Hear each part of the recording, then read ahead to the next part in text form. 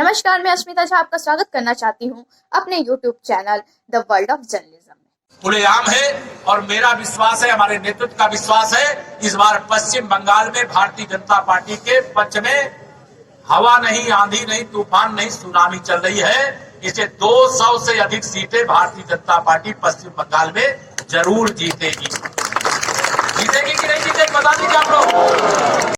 आज की हमारी न्यूज पश्चिम बंगाल के हुगली जिले से है। हालांकि सब जानते हैं कि पश्चिम बंगाल में चुनाव इसी साल 2021 में है। विधानसभा चुनाव पश्चिम बंगाल सरकार के लिए जितनी महत्वपूर्ण है उतनी ही केंद्र सरकार के लिए है, क्योंकि केंद्र सरकार पश्चिम बंगाल को छोड़ उसके आसपास के सभी राज्यों पर अपनी सरकार बना चुकी है। केंद्र सरकार पूरी मेहनत कर रही है पश्चिम बंगाल में अपनी सरकार बनाने की। साथ ही आज विधानसभा चुनाव 2021 पश्चिम बंगाल का हुगली जिले के आदि सप्तग्राम विधानसभा क्षेत्र से आज यूपी के डिप्टी सीएम ने चुनावी ऐलान किया। जी हां, यूपी के डिप्टी सीएम कई दिनों से पश्चिम बंगाल के दौरे पर हैं। उन्होंने पश्चिम बंगाल के अलग अलग जिले में जाकर चुनावी कार्यक्रम कर रहे हैं तथा वो पूरी कोशिश कर रहे हैं कि इस साल 2021 के विधानसभा चुनाव में वो अच्छे से अच्छे वोटों के साथ पश्चिम बंगाल में अपनी सरकार बनाए। देश में भारतीय जनता पार्टी की सरकार चल रही है। हमारी सरकार का मंत्र क्या है? सबका साथ, सबका विकास, सबको सम्मान, सबको स्थान। जो भी संकट आया, अगर केंद्र सरकार है, केंद्र सरकार माने पूरे देश की सरकार है, अगर उस सरकार के खजाने से कुछ भी निकलता है तो जो अधिकार उत्तर प्रदेश का है, बिहार का है, झारखंड का है, वही अधिकार आपके पश्चिम बंगाल के लोगों का भी है। लेकिन ममता दीदी जी, आपको इस सवाल का जवाब देना होगा। मेरे यूपी के किसानों को, एक एक किसान को, किसी के पास 1 बिस्वा जमीन रही हो, 1 बीघे रही हो, कागज में अगर किसान के नाम पर कोई भी खाता दर्ज है तो जब से प्रधानमंत्री किसान सम्मान निधि चालू हुई है, एक एक किसान के खाते में 18-18 हजार रुपया उत्तर प्रदेश में पहुंच चुका है। बताइए ममता बनर्जी जी, पश्चिम बंगाल के 74 लाख किसानों ने क्या अपराध किया था? देश के खजाने पर देश का अधिकार होता है, उसमें पश्चिम बंगाल के किसानों का भी अधिकार था। अगर किसानों के खाते में 18-18 हजार रुपए अब तक पहुंच गए होते तो आपको क्या परेशानी हो जाती? देखना यह है कि बीजेपी सांसदों द्वारा की गई इतनी मेहनत रंग लाती है या नहीं। आज पश्चिम बंगाल के हुगली जिले के सप्तग्राम विधानसभा के गैंजेस जूट मिल नामक जगह पर उन्होंने एक चुनावी रैली की। उस रैली पर उन्होंने साफ तौर पर कहा कि पश्चिम बंगाल हुगली जिले में स्थित जूट मिल है वो काफी नाम है, तथा उन्होंने ये तक कह दिया कि इस कंपनी की जो हालत है, जूट मिल की जो हालत है, उनके कारीगरों की जो हालत है, मजदूरों की जो हालत है, उसकी जिम्मेदार कोई और नहीं ममता बनर्जी है। उन्होंने ममता बनर्जी पर सीधा निशाना साधते हुए कहा कि यूपी में धान गेहूं के लिए जो भी बोरी मंगाई जाती है वो पश्चिम बंगाल से ही मंगाई जाती है, लेकिन ममता सरकार ने जिस तरह से पश्चिम बंगाल के जूट मिलों के मजदूरों के साथ व्यवहार किया तथा उनके वेतन में बढ़ोतरी नहीं की, जिस वजह से धीरे धीरे जूट मिलें बंद होती गई, इसकी कहीं ना कहीं जिम्मेदार कोई और नहीं, सिर्फ और सिर्फ ममता बनर्जी है। जैसे ही डिप्टी सीएम का काफिला बांसबेरिया क्षेत्र में प्रवेश करता है, उसी के साथ हुगली जिले के अध्यक्ष ने यह नारा लगाया कि टीएमसी जांचे, बीजेपी आसचे। इससे साफ तौर पर भाजपा कार्यकर्ताओं ने टीएमसी को चेतावनी दे दी है कि इस बार की सरकार में टीएमसी जाएगी और बीजेपी आएगी। और कमल का फूल खिलेगा, और कमल के फूल में कौन बैठता है? माता लक्ष्मी जी बैठती हैं।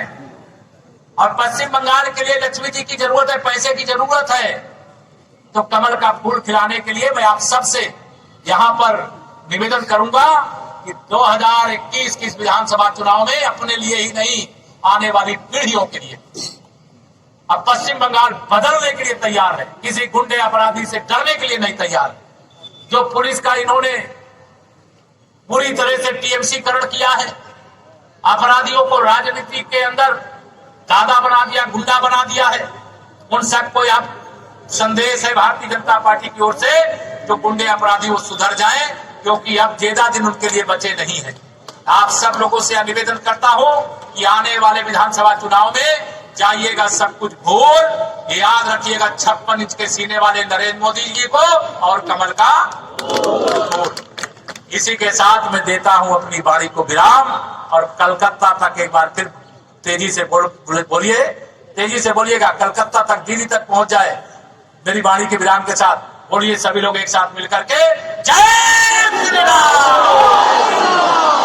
सभी लोग दोनों हाथ उठा करके बोलेंगे, जय श्री राम, जय श्री राम, भारत माता की। मैं बोलूंगा वंदे मातरम, आप सब लोग तेजी से बोलिएगा दोनों हाथ उठा करके, जय श्री राम। वंदे मातरम, वंदे मातरम, नरेंद्र मोदी, नरेंद्र मोदी, नरेंद्र मोदी। बहुत बहुत धन्यवाद। टीएमसी और पश्चिम बंगाल की वर्तमान में मुखिया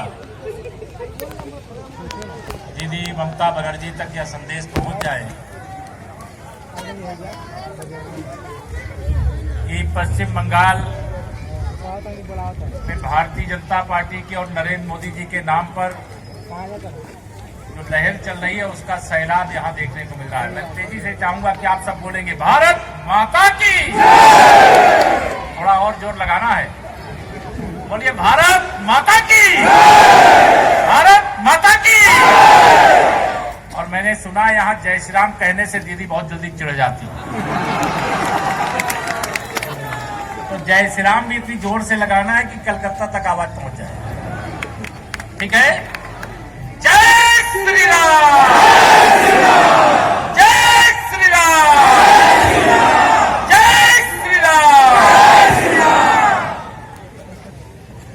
आज सप्तग्राम विधानसभा क्षेत्र के इस सभा में हमारे मंच पर विराजमान हमारे माननीय सांसद ज्योतिर्मय महतो जी, हमारे जिले के अध्यक्ष, हुगली जिले के अध्यक्ष श्रीमान गौतम चटर्जी जी, जोनल सह संयोजक श्रीमान मनोज पांडे जी, प्रदेश भारतीय जनता पार्टी के सचिव दीपांजन गुहा जी, हमारे जिले के महासचिव सुरभि चटर्जी जी, तुषार मजूमदार जी, गोपाल उपाल गणेश जी, सोमनाथ मित्रा जी, विश्वजीत दास जी, मिथुन कुंडो जी और दीपांकर विश्वास जी। आज गंगेश जूट मिल बांसबेरिया सप्तग्राम में बहुत नाम सुना करता था। आज मुझे यहाँ आने का सौभाग्य मिला, तो सबसे पहले चूंकि 13 तारीख आज है, कल 14 तारीख है, सबको पहले मैं मकर संक्रांति की शुभकामनाएं देता हूं, बधाई देता हूं।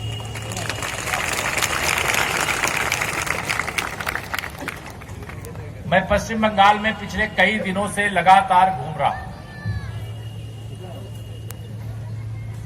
टीएमसी की सरकार ने जो यहां गुंडागर्दी, अराजकता, भ्रष्टाचार, गरीबों का हक गरीबों को देने से रोकने सहित अनेक विकास के मार्ग पर बाधा डाल करके रखी है,